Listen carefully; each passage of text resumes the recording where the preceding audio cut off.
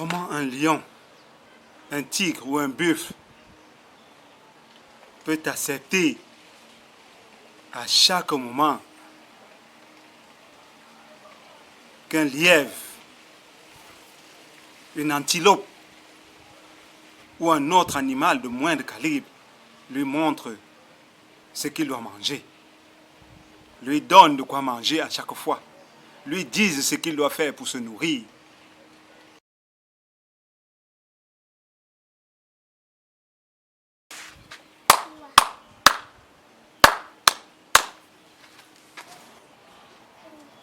Bienvenue sur Africa Light, je suis John Bapou. Arrêtons de demander la tétine à chaque fois. Arrêtons de demander la tétine à chaque fois. Quelle est la thématique d'aujourd'hui? Eh oui, en cette année 2021, il s'agit pour nous de passer à une vitesse supérieure. Oui, l'Africain toujours dépendant, l'Africain toujours plaintif, l'Africain toujours au besoin, l'Africain toujours commandeur, l'Africain toujours à la merci des autres. Pourtant,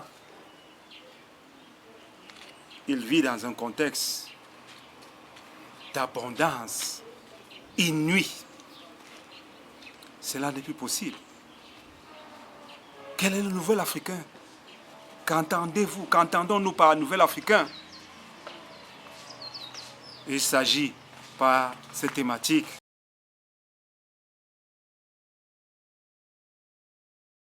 d'arrêter de demander le monde, d'arrêter de dépendre des autres, d'arrêter en cette année 2021 de toujours croire que notre sort dépend des autres. Et oui, en cette année 2021, il s'agit pour nous Africains de passer à la vitesse supérieure, d'arrêter d'attendre toujours le monde des autres, d'arrêter d'attendre qu'on nous prête nous-mêmes notre argent, d'arrêter qu'on transforme toutes nos matières premières, d'arrêter d'attendre que, même pour une simple vaccination, les vaccins soient faits par des autres pour nous, d'arrêter d'attendre que même pour un simple comprimé, avec le quinquiniba et autres plantes qui abondent en Afrique, nous attendions l'aide des autres pour transformer ces plantes. Est-ce que nos mamans attendaient pour le faire?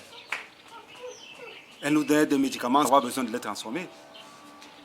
Elles faisaient des décoctions pour nous. Pourquoi nous, les jeunes Africains de maintenant, nous sommes si paresseux? Pourquoi nous dépendons trop des autres? Pourquoi nous comptons trop sur les autres? Cette manière d'être attentiste, d'être à la limite même, je dirais même passif, c'est une attitude qui n'élève pas les Africains. Comment s'élever de nos jours? Comment arrêter de demander la tétine? Eh oui, les Africains ne sont plus des enfants. L'Afrique a, sur le plan formel, au moins 60 ans d'indépendance et près de 10 siècles d'avance technique et technologique scientifique sur les autres continents.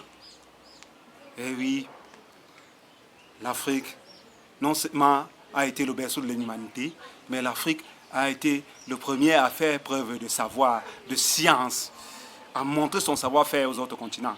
Et oui, l'Afrique a été le premier à montrer son savoir-faire, à montrer sa science, à utiliser sa science pour infuser, pour la transmettre à travers les autres continents. Et ce, pendant près de 10 siècles. Comment se fait-il que, depuis près de 2 siècles, du moins, si j'arrondis, comment se fait-il que ces derniers siècles, ces 3 derniers siècles, l'Afrique soit à la traîne? Pour faire simple, cela se résume en un seul mot. Arrêtons de demander la tétine. Quand nous pouvons nous-mêmes fabriquer des biberons, quand nous pouvons nous-mêmes nous nourrir, quand nous marchons déjà, quand nous avons déjà des enfants, des arrière-petits-enfants, à 60 ans, on est déjà grand-père. Et oui, l'Afrique ne peut pas vivre en autarcie, car cela n'est pas de notre philosophie, mais l'Afrique est en train de sortir de cette dépendance idéologique tant vantée par la propagande occidentale. Pour y arriver de manière formelle et concrète, je proposerai 3 solutions. La première solution, c'est la parole. La parole transformatrice, la parole positive, la parole bienfaitrice, la parole visualisatrice. Ensuite, il s'agira de revenir à une certaine vision stratégique. Et enfin, il s'agira de passer à une vitesse supérieure d'action et de réalisation concrète, objective et efficace, je dirais même efficiente.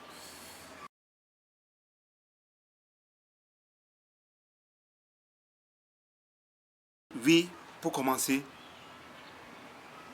comment remettre la parole au centre des valeurs, au centre des préoccupations, au centre même de la vision africaine.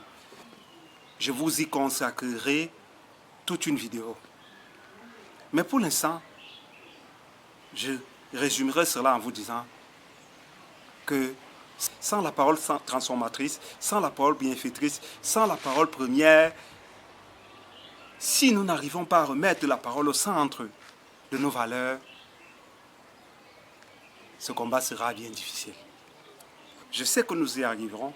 C'est pour cela que je vous exhorte, je nous exhorte, j'exhorte tout le monde, tous les Africains, tous les sympathisants africains et tous ceux qui croient à la philosophie de l'Afrique, même les non-africains, à remettre la parole au centre des valeurs universelles. Car un monde sans parole, c'est un monde déchu. C'est un monde qui va à sa perdition. Comment comprendre que la parole ait perdu sa valeur dans le monde actuel?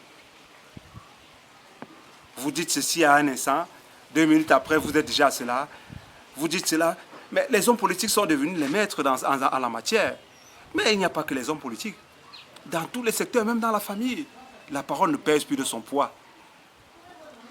Mais je tiens à vous le dire, pour faire simple, que c'est la parole qui est à l'origine de tout ce que nous avons dans notre monde d'aujourd'hui.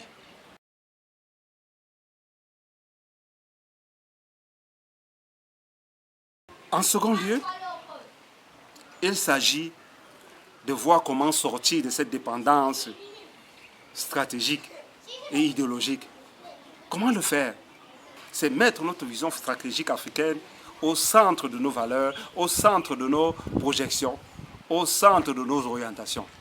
Que ce soit sur le plan éducatif, que ce soit sur le plan médical, que ce soit sur le plan intellectuel et surtout sur le plan spirituel, il faut remettre notre vision stratégique au centre des valeurs. À ce niveau, je n'en dirai pas plus, car la tâche est bien grande et elle relève de spécialités plus pointues que la mienne. Pour l'instant, comme un rhéteur, comme un conteur, comme un griot, je vous dis simplement, repositionnons-nous stratégiquement, repositionnons l'Afrique stratégiquement. Et là, j'en appelle aux ancêtres et surtout aux spécialistes des humanités classiques ou fondamentales africaines. Ajouter, agencer en synergie avec nos spécialistes des sciences sacrées africaines. Je vous appelle, chers aînés, je vous exhorte à vous mettre en action et à repositionner, à projeter la vision stratégique de l'Afrique dans l'avenir. Et pour le bonheur de l'humanité, car il y va du bonheur de l'humanité, pas seulement de l'Afrique.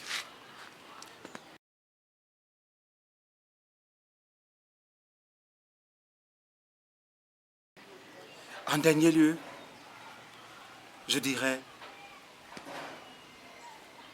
sortir, arrêter de demander la tétine, arrêter de prendre la tétine. Quand nous ne sommes plus des enfants, nous sommes des grands-pères.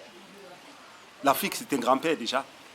Si l'on se fie simplement à la classification occidentale avec les indépendances, l'Afrique est déjà grand-père. Mais si l'on se fie à l'origine de l'humanité, l'Afrique, c'est des milliers d'années. Donc pour revenir à ce que je disais tantôt, comment sortir de cette dépendance, comment arrêter de prendre la tétine? C'est être proactif. Fabriquer nous-mêmes nos médecines, fabriquer nous-mêmes nos médicaments, fabriquer nous-mêmes nos produits industriels, transformer nous-mêmes nos produits, imiter le savoir des autres comme l'a fait la Chine et d'autres pays. Pourquoi pas? Il ne faut pas avoir honte. Sur certains plans, l'Occident, sur certains plans technologiques, l'Occident a une certaine avance sur nous. Il faut l'avouer. N'ayons pas honte. Au lieu de faire comme l'Occident il y a quelques siècles, de venir voler, nous pouvons acheter ces brevets. Certains sont en vente, nous pouvons acheter et les transformer, les améliorer avec notre pouvoir créatif illimité. N'ayons pas honte, imitons, passons à l'action, agissons, transformons, développons-nous.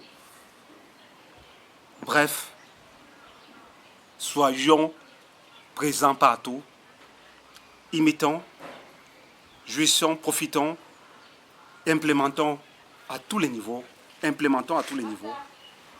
et surtout, arrêtons de demander l'ordre. Si nous voulons faire notre monnaie, nous n'avons pas besoin, à chaque moment, de toutes ces philosophies.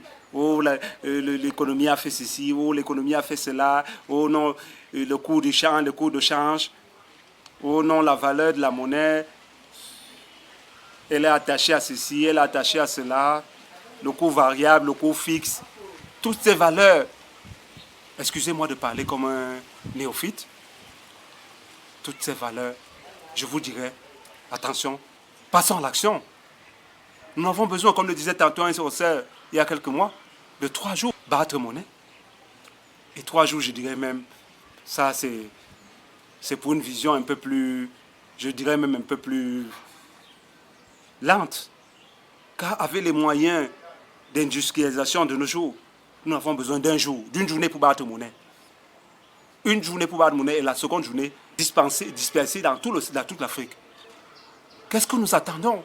Tous les jours, l'ordre viendra de Sicile, l'ordre viendra de la France. Mais depuis quand la France a attendu l'ordre du Cameroun, de l'Europe, de l'Union européenne même, pour agir? Depuis quand l'Occident, l'Amérique a attendu l'ordre? Trump, Barack Obama, tous ces autres présidents. Les accords sur le climat, par exemple. L'Amérique n'a rien attendu et elle est sortie de ces accords parce qu'elle ne trouvait plus ses intérêts. Il y va de même de l'Asie, la Chine et d'autres continents. Ils n'attendent pas. Quand il faut passer à l'action, ils le font pour le bien de leur population. Arrêtons à tout moment. On doit attendre des vaccins d'ici, on doit attendre la monnaie de là, on doit attendre les plans d'éducation de là. Mais quelle est cette Afrique qui a perdu sa dignité et qui attend tous les autres? Arrêtons. Activez la cloche de notification si vous avez aimé. Et surtout, abonnez-vous. Cette année, ceux qui ne feront pas partie du bateau Africa Light, je n'en dirai pas plus. Vous manquerez de beaucoup de surprises. En tout cas, pour ceux qui feront partie, nous allons ensemble, à notre manière, à notre niveau, développer l'Afrique. Et, je dirais même, plus loin, développer les autres civilisations en les inspirant par notre manière de faire. Africa Light est pour vous. Africa Light est avec vous. Merci.